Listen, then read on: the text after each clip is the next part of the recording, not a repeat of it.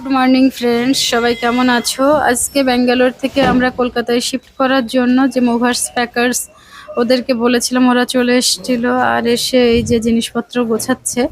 আসার কথা ছিল ওদের 9টার আগে, ওরা এসছে 11:30টার পরে। তো আমাদের তো টাইম অলরেডি অনেকটাই কমে গিয়েছে, কেননা আমাদের 7টার মধ্যে বের হয়ে যেতে হবে। আজকেই আমাদের ফ্লাইট আছে। আর এখানে জিনিসপত্র সব এলোমেলো নোংরা হয়ে পড়ে আছে।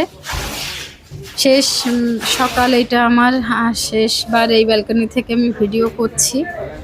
আমাদের সবার স্নান করে নেওয়া হয়ে গিয়েছে, তারপরে খাওয়া দাওয়া করে নিয়েছিলাম সকালের খাওয়াটা।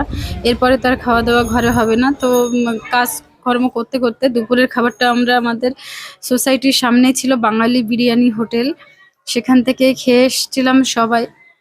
তো এইগুলো আমরা খাওয়া দাওয়া করে চলে যাব ঘরে। আরো যা যা কাজ আছে, তো সন্ধ্যাবেলার একটু আগে তোমাদেরকে দেখাচ্ছি। এই যে মানে ওরা জিনিসগুলো নিয়ে সবে বের হয়েছে, এই সময় বোধহয় 6টা থেকে 6:30 এরকম।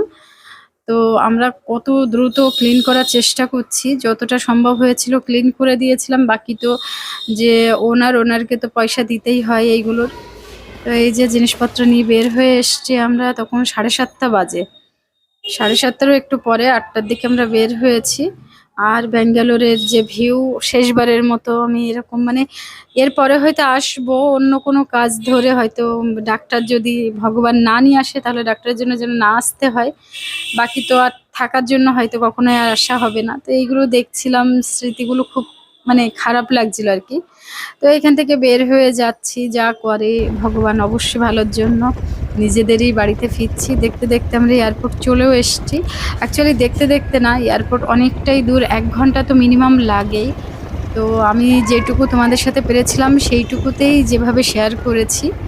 এয়ারপোর্ট ব্যাঙ্গালোরের এত সুন্দর, এত ভালো লাগে, সেটা দিনের বেলা হোক বা রাতের বেলা, খুবই সুন্দর। তো আমরা এয়ারপোর্টের এখানে চলেও এসেছি। আর আসার সময় আমার যে 3 ফ্রেন্ড ছিল সোসাইটিতে, তো দুজনের সাথে দেখা হয়েছিল। একজন একটু বাইরে গিয়েছিল সন্ধ্যাবেলার দিকে, দুপুরবেলা বিকালবেলা এসে মিট করে গিয়েছে।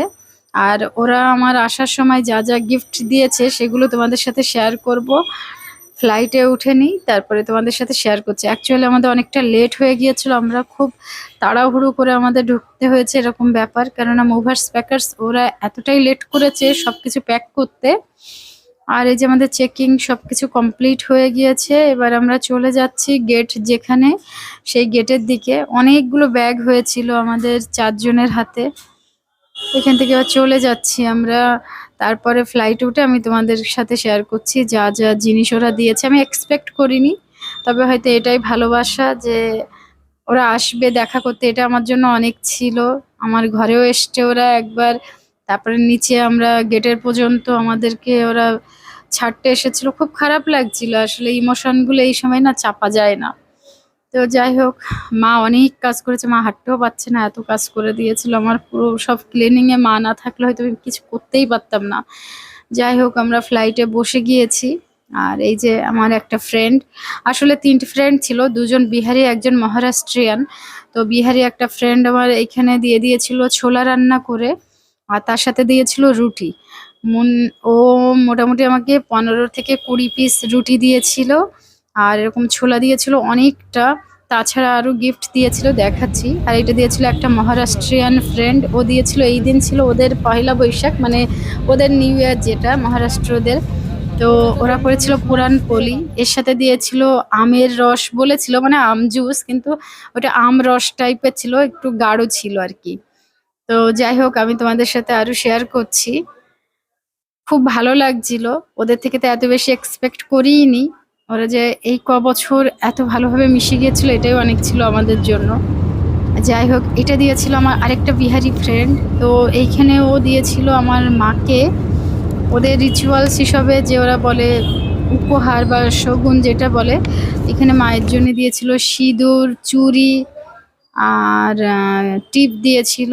তাছাড়া এখানে দিয়েছিল বড় দেখে ক্যাডবেরি আয়ুষের জন্য, এটা দিয়েছিল। আর দিয়েছিল একটা গণেশ ঠাকুরের এই যে মূর্তি দিয়েছিল, খুব কিউট, দেখাচ্ছি তোমাদেরকে। এই যে দেখো কত সুন্দর। তো এইগুলো জীবনের খুব মানে কি বলবো, খুব বড় পাওয়া আমার জন্য। যাই হোক, যে ফ্রেন্ড রান্না করে দিয়েছিল তার রান্নার লুকটা দেখো, ও খুব ভালো রান্না করে এই রান্নাগুলো। ওর ঘরে কতবার খেয়েছি। আর এইটা দিয়েছিল, যে পুরানপলি দিয়েছিল মহারাষ্ট্রিয়ান ফ্রেন্ড, ও দিয়েছিল এই আমরসটা। তো এই বছরের নতুন একটা খাবার পেয়েছি আমি মহারাষ্ট্রিয়ান ফ্রেন্ডের থেকে। আর এইখানে দিয়েছিল যে বান্ধবী, ছোলা করে দিয়েছে, রুটি দিয়েছিল 15-20টা মতো, এই যে 4 ভাঁজ করে করে দিয়েছিল। খুব সুন্দরভাবে রান্নাগুলো করে, সেইগুলো করে রেডি করে দিয়েছিল। তো বাবা মা আয়ুষ এক সাইডে বসেছিল, আমি আর আমার হাজব্যান্ড এক সাইডে বসেছিলাম। এইভাবে আমরা খাবার খেয়ে নিয়েছি কোনো রকম। এখানে দিয়েছিল যে বান্ধবী রান্না করে দিয়েছে আমার, ও দিয়েছিল আয়ুষের জন্য যে কুকি ম্যানের থেকে এইগুলো দিয়েছিল, চকলেটস। তাছাড়া দিয়েছিল যে পাউচে করে থাকে কুকিজ, খুব দারুণ খেতে, বিভিন্ন রকমের কুকিজ, সেগুলো দিয়েছিল। সেটা ভিডিও করা হয়নি। এরপরে আমরা নেমে গিয়েছিলাম, 12:30টার পরে নেমে গিয়েছিলাম কলকাতা এয়ারপোর্ট। এটা এখান থেকে আমরা আমাদের ব্যাগ নিয়ে এবার চলে যাচ্ছি। আজকে ব্লগ